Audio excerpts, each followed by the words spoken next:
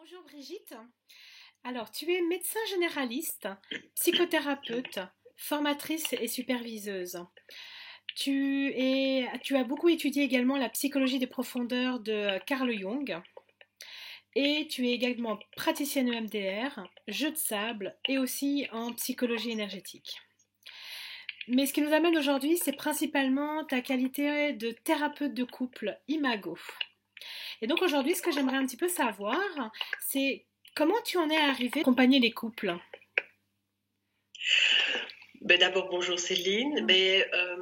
Comment j'en suis arrivée? C'est un chemin de vie et que j'ai vite réalisé que moi-même, l'amour ne suffisait pas, que j'avais pas les outils pour justement apaiser les conflits quand il y en avait, pour apaiser nos réactivités réciproques, la mienne. Et donc, c'est vraiment d'abord un chemin personnel. Et puis, quand j'ai rencontré l'Imago pour nous, je me suis dit, mais il faut que j'amène ça en Belgique. Et ça rejoignait tout ce que j'avais déjà abordé d'une autre façon, donc dans la psychothérapie et dans l'approche du psychisme humain. D'accord. Voilà. Alors justement, en parlant de couple, est-ce que tu peux me dire quelle est la plus grande force dans un couple? Alors la plus grande force dans un couple, pour moi, c'est la connexion. C'est-à-dire la capacité qu'a le couple et qu'on a quand on est amoureux, c'est de se rencontrer, c'est-à-dire de sentir vraiment que l'autre, il est là. Il est là pour moi, il est là pour m'entendre, et que dans la connexion, j'ai mon cœur qui est ouvert automatiquement au monde de l'autre, à l'envie de le découvrir et à accueillir son monde dans le mien. D'accord, donc c'est vraiment une connexion de cœur à cœur comparée au mental. Il y a vraiment une différence par rapport à ça? Oui, c'est une différence énorme. C'est vraiment une rencontre de cœur à cœur.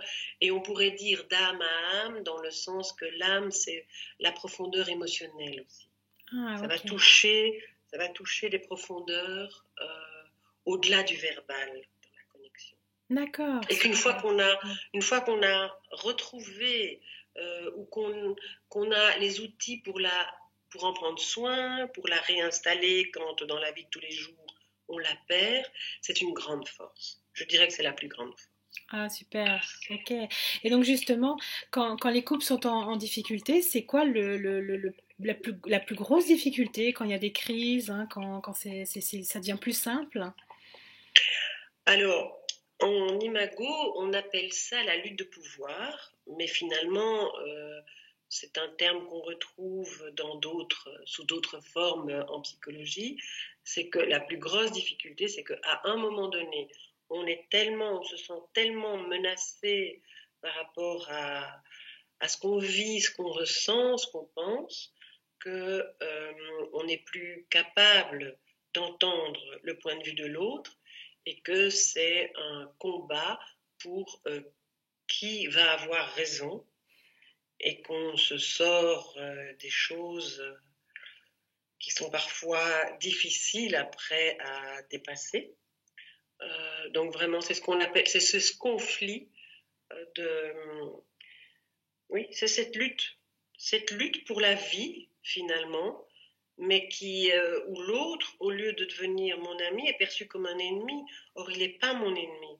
C'est donc en fait, en plus, à ce moment-là, on sort de cette fameuse connexion que tu expliquais avant, en plus. Tout à fait. D'abord, on n'y est plus. Oui. On n'y est plus du tout. Et on ne la retrouve plus. Alors, ce qui est intéressant, c'est que souvent, c'est parce qu'on l'a perdue. Hein, c'est un peu comme les enfants qui, pour attirer l'attention, vont plutôt faire des bêtises ou être agressifs, plutôt que de dire simplement ce qu'on a besoin. Et c'est derrière la lutte de pouvoir, il y a souvent ça, malheureusement. Ah, d'accord, mais oui, c'est vraiment intéressant.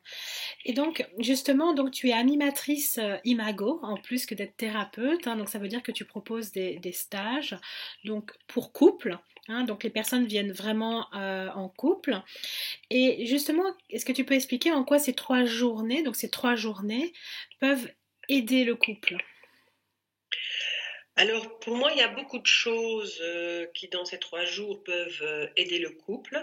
D'abord, il y a quand même tout un support de transmission d'une connaissance de mode de fonctionnement relationnel, qui permet, du coup, quand ça va moins bien, de prendre de la distance par rapport au fait que ça va moins bien Mm. et se dire, OK, c'est normal, et puis on va faire ce qu'il faut ensemble. ensemble. Il y a une conscience. Je trouve que un des buts de ce stage, c'est de donner à chacun une conscience de l'impact de nos comportements, parce qu'on peut avoir la meilleure intention du monde Ouais. et avoir un comportement qui a un impact sur l'autre qui n'a rien à voir avec notre intention. Ouais. Alors on ne comprend pas, Mm. Mm. mais que si on prend conscience que ce comportement-là, ben, il a tout à fait un autre impact sur l'autre qui n'a rien à voir avec ce que je veux, mais je peux le changer. Ouais, c'est vraiment intéressant, hein. Et justement, pour participer à ce stage-là, c'est comme on parle de connexion, on parle de lutte de pouvoir, hein, tu expliques vraiment tout ça aussi dans le stage, l'aspect relationnel. Oui, Ça veut dire qu'on n'est pas obligé d'être en couple depuis longtemps, on peut aussi être un jeune couple et venir à ce stage.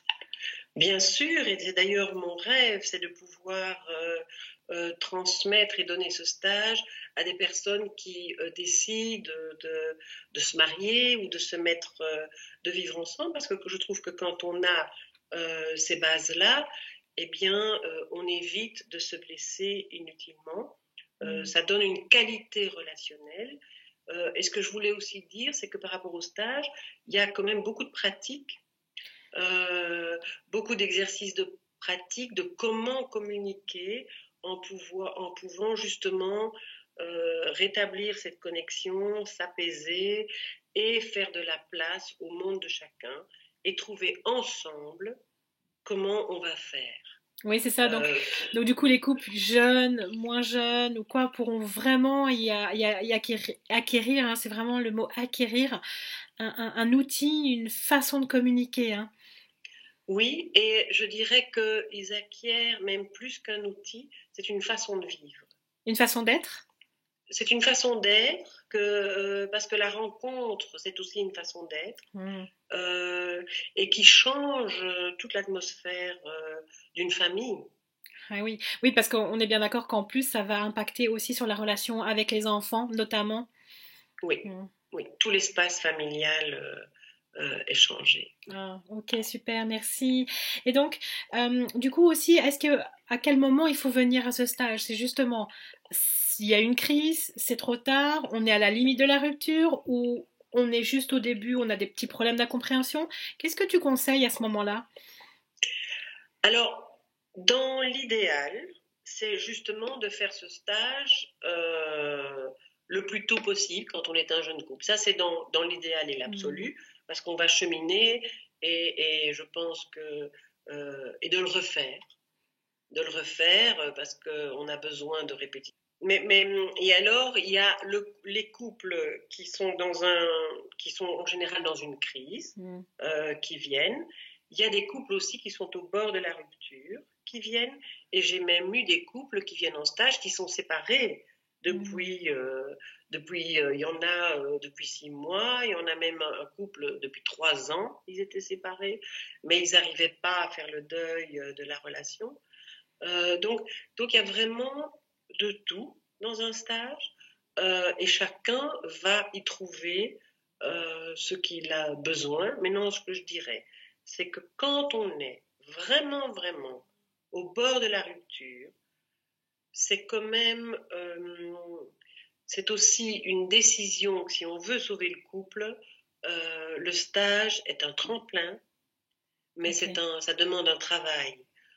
Il n'y a rien à faire au quotidien de la vie de tous les jours et de voir un thérapeute pour les sujets qui fâchent quand on a justement accumulé trop de, trop de rancœur l'un à l'autre, Oui, de c'est ça. déception. C'est que les stages, ben voilà, c'est pas tout le temps non Oui. plus.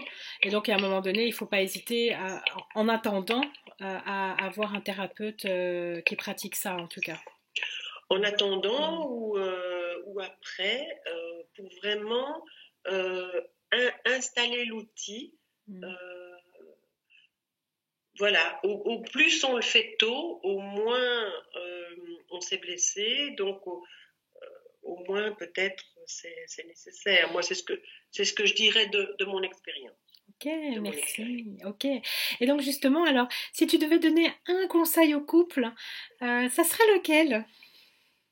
Alors, si je devais donner un conseil au couple, c'est ce que je dirais, c'est qu'aujourd'hui, c'est de choisir, c'est de décider de porter chacun son attention et se concentrer sur tout ce qui va, tout ce qui a fait qu'on est ensemble, qu'on a construit, qu'on a choisi d'être ensemble, de cheminer ensemble.